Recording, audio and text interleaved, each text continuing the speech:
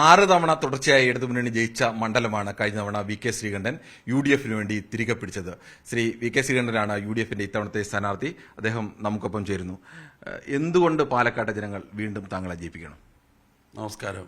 ജനങ്ങളോട് ചോദിച്ചാൽ വളരെ വ്യക്തമായിട്ട് അവർ പറയും.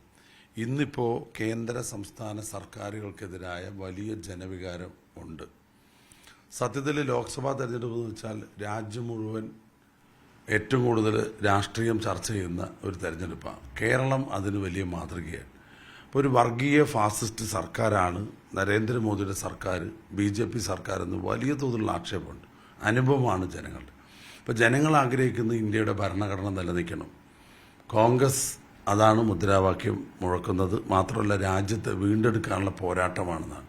അത് ഏകദേശം കേരളത്തിലെ ജനങ്ങൾ അംഗീകരിച്ചു. പ്രത്യേകിച്ച് മതേതര നിലപാടുള്ള പാലക്കാട്ടെ ജനങ്ങൾ അംഗീകരിച്ചു. അതുകൊണ്ട് ഞാൻ വീണ്ടും തെരഞ്ഞെടുക്കപ്പെടും. പ്രധാനമായും BJP വിരുദ്ധ പോരാട്ടത്തിൽ കോൺഗ്രസിനേക്കാൾ ശക്തമായ നിലപാടെടുക്കുന്നത് ഇടതുമുന്നണിയാണെന്നും കേരള സർക്കാരാണെന്നും ഇടതുമുന്നണിയും കേരള സർക്കാരും ആവർത്തിച്ച് പറയുന്നുണ്ട്. CA നിലപാടടക്കം കോൺഗ്രസിന്റെ പ്രകടനപത്രത്തിലടക്കം CA എന്ന് നേരിട്ട് പറയാൻ പോലും തയ്യാറാവുന്നില്ല. അത്രത്തോളം മൃദു സമീപനമാണ് സ്വീകരിക്കുന്നുള്ള ആരോപണം അത് എല്ലാ മണ്ഡലങ്ങളും ശക്തമായി ഉന്നയിക്കുന്നു. സ്വാഭാവികമായി ഇവിടെയുമുണ്ട്. എന്താണ് മറുപടി? ഇതെല്ലാം പ്രസംഗിക്കാനും പ്രചരണത്തിനും കൊള്ളാം. CPM-ന്റെ ഇന്ത്യയിൽ ഏതെങ്കിലും ഒരു സീറ്റിൽ 543 സീറ്റിൽ മത്സരം നടക്കുന്നുണ്ട്. ഏതെങ്കിലും ഒരു സീറ്റിൽ CPM BJP മത്സരമുണ്ടോ? തെളിയിച്ചാൽ ഞാൻ പിൻവലിക്കാം. ഏതെങ്കിലും ഒരു സീറ്റിൽ, കേരളത്തിൽ മാത്രമല്ല ഇന്ത്യയിൽ ഏതെങ്കിലും ഒരു സീറ്റിൽ BJP CPM നേരിട്ട് ഏറ്റുമുട്ടുന്നുണ്ടോ? എന്ത് പോരാട്ടമാണ് ഇവർ നടത്താനിരിക്കുന്നത്? റോഡിൽ കൂടെയുള്ള ബഹളം നടത്തി വോട്ട് ഭിന്നിപ്പിക്കാൻ വേണ്ടിയുള്ള ശ്രമം BJPയെ സഹായിക്കാൻ. കാരണം കോൺഗ്രസ് മുക്ത ഭാരതമാണ് BJPയുടെ മുദ്രാവാക്യം. അതുപോലത്തെ ഒരു മുദ്രാവാക്യം മുഴക്കാതെ മുഴക്കുന്ന ഒരു പാർട്ടിയാണ് CPM. ഇവർ തമ്മിലുള്ള ബാന്ധവമാണ് ഇതിന്റെ പിന്നിൽ. ഇന്ത്യയിൽ ഒരു ചുക്കും CPM-ന് രാഷ്ട്രീയത്തിൽ ചെയ്യാൻ കഴിയില്ല. ദേശീയ പാർട്ടിയുടെ അംഗീകാരം പോകാതിരിക്കാൻ ഈനാമ്പേച്ചി മരപ്പെട്ടിയും ചിഹ്നമായിട്ട് കിട്ടാതിരിക്കാൻ വോട്ട് ചെയ്യണമെന്നാണ് AK ബാലൻ പറഞ്ഞത്. അല്ലാതെ ഒരു CAA അല്ല, ഒരു ഭരണഘടന നിലനിർത്താനല്ല, ഈ രാജ്യം നിലനിർത്താനല്ല. കോൺഗ്രസ് പറയുന്നത് രാജ്യം നിലനിൽക്കണം, ഇന്ത്യയിൽ മതേതരത്വം വേണം. ആരാ CAA-ക്കെതിരെ നിലപാടെടുത്തത്? ഇന്ത്യൻ പാർലമെന്റിലെ കണക്കുകൾ നോക്കണം, വിവരങ്ങൾ നോക്കണം. മുഖ്യമന്ത്രി പ്രസംഗിച്ചാൽ അതിനെല്ലാം ഗുഡ് സർട്ടിഫിക്കറ്റ് കൊടുക്കാൻ പറ്റുമോ ചാനലുകാർ? അങ്ങനെ പറ്റുമോ? ലോക്സഭയുടെ നടപടിക്രമങ്ങൾ ശ്രദ്ധിക്കുക. ഞാൻ ഉൾപ്പെടെയുള്ള ആളുകൾ CAA-ക്കെതിരായിട്ട് വോട്ട് ചെയ്ത ആളുകളാണ്. ഞങ്ങളെ പാർലമെന്റിൽ നിന്ന് പ്രതിഷേധിച്ച് പുറത്താക്കിയ ആൾക്കാരാണ്. ഞങ്ങൾ രാഷ്ട്രപതി ഭവൻ മാർച്ച് നടത്തിയപ്പോൾ ഞങ്ങളെ അറസ്റ്റ് ചെയ്ത് ജയിലിലടച്ച ആൾക്കാരാണ്. അതൊക്കെ നിഷേധിക്കാൻ കഴിയുമോ ഒരു രാജ്യത്ത്? അങ്ങനെയാണോ? പഴയ കാലാണോ? ഇപ്പൊ നിങ്ങളുടെ ഹൈടെക് സംവിധാനം, ഇന്റർനെറ്റ് ഫെസിലിറ്റി, വെബ്സൈറ്റ്, ലോക്സഭയുടെ രേഖകൾ പരിശോധിക്കണം. മുഖ്യമന്ത്രിയായിട്ട് ഞാൻ നേരിട്ട് ഒരു സംവാദത്തിന് തയ്യാറാണ്. ഒന്ന് ക്ഷണിച്ചു തരൂ, ഒരു 5 മിനിറ്റ്. അതുപോലെ ഇപ്പം തന്നെ കേരളത്തിനെ സാമ്പത്തികമായി ഞെരുക്കുന്നു എന്നുള്ള ആക്ഷേപം കേന്ദ്ര സർക്കാർ, അതിനെതിരെ കേരളം വലിയ സമരത്തിലും നിയമ പോരാട്ടത്തിലും ഒക്കെ നിൽക്കുന്നു. അപ്പോഴും പ്രധാനമായ ആരോപണം ഉന്നയിക്കുന്നത് കേരളത്തിന്റെ വിഷയം വരുമ്പോൾ മറ്റ് സംസ്ഥാനങ്ങളിലൊക്കെ MP-മാർ ആ സംസ്ഥാനത്തിന്റെ വിഷയത്തിൽ രാഷ്ട്രീയം മറന്ന് ഒന്നിച്ചു നിൽക്കാറുണ്ട്. അത്തരമൊരു ഒന്നിച്ച സമരത്തിന് കേരളത്തിലെ ഈ 19 UDF MP-മാരുണ്ടായിട്ടും തയ്യാറായില്ല എന്നൊരു ആക്ഷേപം സജീവമായി വരുന്നുണ്ട്. ഇന്ത്യയിൽ ഏറ്റവും കൂടുതൽ രാഷ്ട്രീയ അതിപ്രസരം വികസന കാര്യത്തിൽ നടക്കുന്നത് കേരളത്തിലാണ്. അതിന്റെ കാരണം എന്തറിയോ? ഒരു ഭാഗത്ത് CPM-ആണ്. വികസന വിരുദ്ധ രാഷ്ട്രീയത്തിന്റെ വക്താക്കളാണ് CPM-മാർ. ഞങ്ങളെ ഒരു വിശ്വാസത്തിലെടുത്തിട്ടുണ്ടോ? കഴിഞ്ഞ 20 സീറ്റിൽ 19 സീറ്റ് UDF ജയിച്ചു. ഒരു പ്രാവശ്യമാണ് ഫിസിക്കൽ മീറ്റിംഗ് MP-മാരുടെ മുഖ്യമന്ത്രി വിളിച്ചത്. ആ മീറ്റിംഗിൽ പോലും ഞങ്ങൾ ഉൾപ്പെടുത്തണമെന്ന് പറഞ്ഞ കാര്യങ്ങൾ പോലും ആവശ്യങ്ങളുടെ പട്ടികയിൽ ഉൾപ്പെടുത്താത്ത ഗവൺമെന്റും മുഖ്യമന്ത്രിയായ പിണറായി വിജയൻ. ഞങ്ങൾ കേരളത്തിന് വേണ്ടിയല്ലാതെ ഒറീസയ്ക്കും ബംഗാളിനും ആസാമിനും വേണ്ടിയാണോ വികസന കാര്യങ്ങൾ ആവശ്യപ്പെടുന്നത്? ഞങ്ങളുടെ 20 പേര് ഇനി CPM-ന്റെ MP കൂട്ടിക്കോ, അയാൾക്ക് തമിഴ്നാട് വേണമെന്ന് ആവശ്യപ്പെടാൻ പറ്റുമോ? ഞങ്ങൾ ആവശ്യപ്പെട്ടു മുതൽ കേരളത്തിന് വേണ്ടിയാണ്. പക്ഷേ ഞങ്ങളിന്ന് മുഖവിലക്കെടുക്കാൻ പോലും കേരളത്തിലെ ഗവൺമെന്റ് രാഷ്ട്രീയ അതിപ്രസരം കൊണ്ട് ചെയ്തില്ല. ഞങ്ങൾ ചെയ്ത കാര്യം ഇല്ലാന്നങ്ങ് പ്രചരിപ്പിച്ച അതുകൊണ്ട് സത്യമാവോ? ഞാൻ നേരത്തെ പറഞ്ഞല്ലോ, ലോക്സഭാ രേഖകളുണ്ട്. എൻ്റെ ചോദ്യങ്ങൾ ഏതൊക്കെയായിരുന്നു, എൻ്റെ ഡിബേറ്റുകൾ ഏതൊക്കെയായിരുന്നു, ഞാൻ സംബന്ധിച്ച വിഷയങ്ങൾ എന്തൊക്കെയായിരുന്നു, എന്തെല്ലാമാണ് പറഞ്ഞത്. കേരളത്തെ സാമ്പത്തിക കടക്കണിയിലാക്കരുതെന്നും ഓരോ ബഡ്ജറ്റിലും ഞങ്ങൾ ആവശ്യപ്പെട്ടിട്ടുണ്ട്. കോൺഗ്രസിന്റെ MP-മാർ, UDF MP-മാർ, ആരാ CPM-ന് വേണ്ടി 1 മിനിറ്റ് സംസാരിക്കുന്ന ആരിഫോ? അവിടെ പറയുന്നത് കേൾക്കുക പോലുമില്ല. അദ്ദേഹത്തെ കുറ്റം പറയില്ല, അദ്ദേഹത്തിന് ആകെ 1 മിനിറ്റ് സമയം കിട്ടൂ. കാരണം ആരാ? ലോക്സഭയിൽ കേരളത്തിന് ഒരാളേ ഉള്ളൂ. ഞങ്ങൾക്ക് അങ്ങനെയല്ല.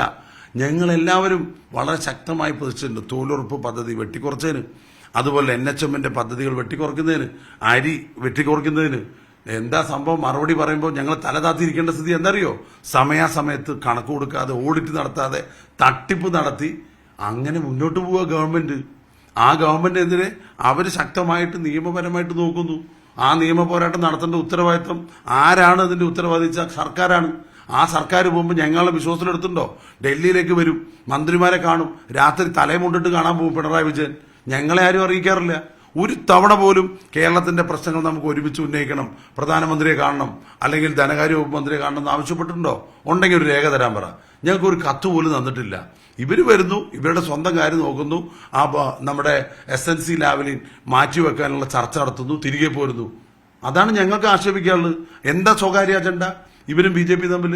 ഒരു സ്റ്റേറ്റ്, ആ സ്റ്റേറ്റിനെ പ്രതികരിക്കുന്ന MP മാർ ഡൽഹി ഉണ്ടായിട്ട് ആ MP മാരോട് ചോദിക്കുകയോ പറയുകയോ അന്വേഷിക്കുക പോലും ചെയ്യുന്നില്ല. ഞങ്ങളെ കണ്ട കൈ കാണിച്ച് പോവുകയാണ് മുഖ്യമന്ത്രി. ഈ പാലക്കാടിനെ സംബന്ധിച്ച് മറ്റൊരു പ്രധാനപ്പെട്ട വിഷയം, വലിയൊരു ത്രികോണ പോരാട്ടം നടന്നതാണ് പാലക്കാട് മണ്ഡലത്തിൽ, നിയമസഭാ മണ്ഡലത്തിൽ. അവിടെ ഷാഫി ജയിച്ചു. ഷാഫി ഇവിടുന്ന് MLA സ്ഥാനത്ത് നിന്ന് മാറ്റി ഒരു MP സ്ഥാനത്തിലേക്കുള്ള മത്സരത്തിൽ നിൽക്കുകയാണ്. അത് BJPയെ സഹായിക്കാനാണെന്നൊരു ആരോപണം തുടക്കം മുതൽ തന്നെ ഉയരുന്നുണ്ട്. തൊട്ടടുത്ത് ആലത്തൂര് ഒരു മന്ത്രി മത്സരിപ്പിക്കുന്നുണ്ട്. അതാരെ സഹായിക്കാനാ? കേരള സർക്കാരിന്റെ ഒരു മന്ത്രി എന്തിനു വേണ്ടിയാണ് മത്സരിക്കുന്നത്? അതപ്പോൾ ഒരു രാഷ്ട്രീയ തീരുമാനം അല്ലേ? ഷാഫി പറമ്പിലിനെ ഡൽഹിയിലെ പാർലമെന്റിൽ ആവശ്യമുണ്ടെന്ന് കോൺഗ്രസ് ഹൈക്കമാൻഡ് തീരുമാനിച്ച, UDF തീരുമാനിച്ചാണ് വടകരയിൽ മത്സരിപ്പിക്കുന്നത്. ഇവിടെ BJPയെ സഹായിക്കാനാണെന്ന് വെച്ചാൽ ഇവരാണോ കഴിഞ്ഞ 3ാം സ്ഥാനത്തെത്തിയ ആൾക്കാർ? ഞങ്ങളും BJP തമ്മിൽ അവിടെ ഫൈറ്റ്. പാലക്കാട് തെളിവും രേഖയും മുമ്പിലിരിക്കുമ്പോഴാണ് ഈ പച്ച നുണ പ്രചരിപ്പിക്കുന്നത്. ഫൈറ്റേഴ്സ് ഞങ്ങളാണ്, UDF ആണ് പാലക്കാട് BJPയുമായിട്ട്. ഇവര് പഞ്ചപുച്ഛം അടക്കി 3ാം സ്ഥാനത്ത് പോയ ആളുകളാ. ഇവരാണ് അഡ്ജസ്റ്റ്മെന്റ് നടത്തിയത് കഴിഞ്ഞ പ്രാവശ്യം ഷാഫിയെ തോൽപ്പിക്കാൻ വേണ്ടി. ഈ ശ്രീധരന് സൗകര്യം ചെയ്ത് കൊടുത്ത CPM-മാരാ പാലക്കാട്ടുള്ളത്. ഇവർക്ക് ഇത് പറയാനുള്ള എന്ത് യോഗ്യതയുള്ളത്? ഇനി ഇലക്ഷൻ വന്നാൽ, ഉപതെരഞ്ഞെടുപ്പ് വന്നാൽ ഞങ്ങളും BJPയും തമ്മിലാണ് പാലക്കാട് അസംബ്ലി മത്സരം. നോക്കിക്കോ മത്സരത്തിൽ ആരാ ജയിക്കുക. ഇവിടെ CPM-ന് ഒരു പ്രസക്തിയും പാലക്കാട് അസംബ്ലി മണ്ഡലത്തിലേ ഇല്ല. ഇവരാണ് BJP-യുമായിട്ട് അന്തർധാര. BJPയുടെ സ്ഥാനാർത്ഥികൾക്ക് മികച്ചതെന്ന് പറഞ്ഞത് ആരാ? LDF-ന്റെ കൺവീനറാണ് ജയരാജൻ. ഞങ്ങളുടെ പാർട്ടിക്കാരല്ല. കോൺഗ്രസിൽ നിന്നും BJPയിലേക്ക് ആള് വന്ന് ആരാ ബ്രോക്കർമാരുടെ ജോലി എടുക്കുന്നത്? ഈ ജയരാജന്മാരെ പോലുള്ള ആൾക്കാരാ. കേരളത്തിലെ BJPയുടെ സംസ്ഥാന എല്ലാ നേതാക്കന്മാരും ജനപ്രിയ നേതാക്കന്മാര്, അവർ മികച്ച ആളുകൾ. CPM വാദിക്കുക പരസ്യമായിട്ട്. അപ്പൊ ആരായിട്ട് ബന്ധം? ഈ SNC ലാവലിൻ കേസ് തേച്ചുമാച്ച് കളയാൻ അല്ലെങ്കിൽ നീട്ടിവെക്കാൻ രഹസ്യ ധാരണ ഉണ്ടാക്കി അഴിമതിയുടെ കുംഭകോണം നടത്തി രണ്ടു കൂട്ടരും തമ്മിൽ ഷെയർ ചെയ്യുക. ഇതൊക്കെ ജനങ്ങൾക്ക് മനസ്സിലാവും. സത്യം. ലോക്സഭയിൽ മത്സരം LDF UDF തമ്മിലാണോ, അതോ LDF-ഉം UDF-ഉം BJPയും തമ്മിലാണോ? വളരെ സത്യസന്ധമായി പറഞ്ഞ UDF-ഉം LDF-ഉം തമ്മിൽ തന്നെ മത്സരം. എന്തായാലും സംശയം? കഴിഞ്ഞ തവണ 1,05,000 വോട്ടിന് ജയിച്ചു നിന്ന സ്ഥാനാർത്ഥിയാണ് തോൽപ്പിച്ച് 11,637 വോട്ടിന് UDF എന്റെ നേതൃത്വത്തിൽ വിജയിച്ചത്. അതിന് തൊട്ടു മുമ്പ് 1,422 വോട്ടിനാണ് LDF ജയിച്ചത്. അപ്പൊ അങ്ങനെ LDF-ന്റെ ഒരു കുത്തക മണ്ഡലമൊന്നുമല്ല. അത് നിസ്സാര വോട്ടിന് പലപ്പോഴും ഞങ്ങളുടെ കയ്യിൽ നിന്ന് വഴുതി പോയ ഇത് കോൺഗ്രസ് പാരമ്പര്യമുള്ള ഒരു മണ്ഡലമാണ്. മാത്രമല്ല ഈ ജനവിരുദ്ധ നയങ്ങളൊക്കെ CPM-മാരും BJP-ക്കാരും എനിക്ക് വോട്ട് ചെയ്യും. എന്താ കാരണം? സാമൂഹ്യ സുരക്ഷാ പെൻഷൻ കൂടുതൽ 50 രൂപയ്ക്ക് പെട്രോളിന് 106 രൂപ, 385 രൂപ ഗ്യാസ് ഉണ്ടായിരുന്ന 920 രൂപ. എങ്ങനെ സഹിക്കും? തൊഴിലുണ്ടോ? 2 കോടി തൊഴിൽ കൊടുക്കാൻ 2 ലക്ഷം കൊടുത്തിട്ടുണ്ടോ?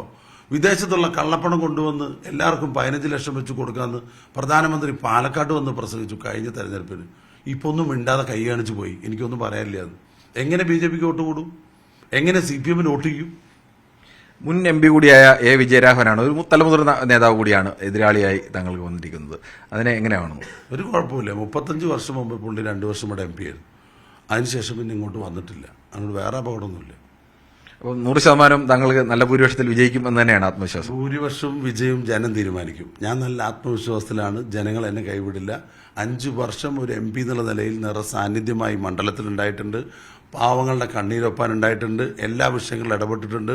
പാലക്കാടിന്റെ ശബ്ദം പാർലമെന്റിലും കേന്ദ്ര ഗവൺമെന്റിന്റെ മുമ്പാകെയും ശക്തമായി ഉന്നയിച്ചിട്ടുണ്ട്. വെറും ഉന്നയിക്കൽ മാത്രമല്ല, ഏറ്റവും കൂടുതൽ കേന്ദ്രാവിഷ്കൃത പദ്ധതികൾ നേടിയെടുത്ത 5 വർഷമാണ് കടന്നുപോയത്. ജനങ്ങൾക്ക് നന്നായിട്ട് അറിയാം. മറ്റൊരു ചോദ്യം കൂടി, ഞങ്ങൾ പല മണ്ഡലങ്ങളിൽ സന്ദർശിച്ചു വന്നതാണ്. പക്ഷെ ഏറ്റവും കൂടുതൽ വേനൽ ചൂടും അതിന്റെ ഒരു തീക്കാറ്റ് വീശിയടിക്കുന്നത് ഈ മണ്ഡലത്തിലാണ്. എങ്ങനെയാണ് ഈ കൊടും ചൂടിനെ നേരിട്ടുകൊണ്ട് നിങ്ങൾ ഈ തെരഞ്ഞെടുപ്പ് ചൂടിനെ നേരിടുന്നത്? ഞങ്ങൾക്ക് പാലക്കാട്ടുകാർക്ക് ഈ ചൂടൊക്കെ സുപരിചിതമാണ്. ഒരു കാരണം നിങ്ങൾ കണക്ക് നോക്കിയാൽ എല്ലാ ഇലക്ഷനും, പഞ്ചായത്ത് ഇലക്ഷൻ, നിയമസഭാ ഇലക്ഷൻ, പാർലമെന്റ് ഇലക്ഷൻ എല്ലാം നടക്കുന്നത് നല്ല കഠിനമായ അന്തരീക്ഷത്തെ ചൂടുള്ള സമയമാണ്. ഞങ്ങളിവിടെ ജനിച്ചു വളർന്നവരായതുകൊണ്ട് ആ ചൂട് സഹിക്കാനും ആ ചൂടിനെ നേരിടാനും ഞങ്ങൾക്ക് നന്നായിട്ട് അറിയാം. പുറമേ നിന്ന് വരുന്ന സ്ഥാനാർത്ഥികൾ ഒന്ന് ശ്രദ്ധിക്കുന്നത് നല്ലതാണ്.